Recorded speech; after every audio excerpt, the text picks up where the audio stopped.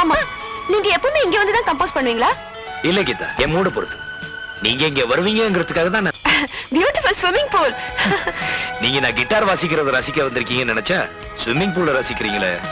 உங்க காதல் பாட்டை கேட்டு உடம்பே சூடேறி போச்சு. இதுல நீச்சல் அடிச்சா எவ்வளவு நல்லா இருக்கும். நீங்க என்னங்க? நீங்களும் வாங்க. ஐயே, எனக்கு தெரியாது. நீச்சல் அடிக்க தெரியாதா? தெரியாது. நான் கத்து தரேன் வாங்க.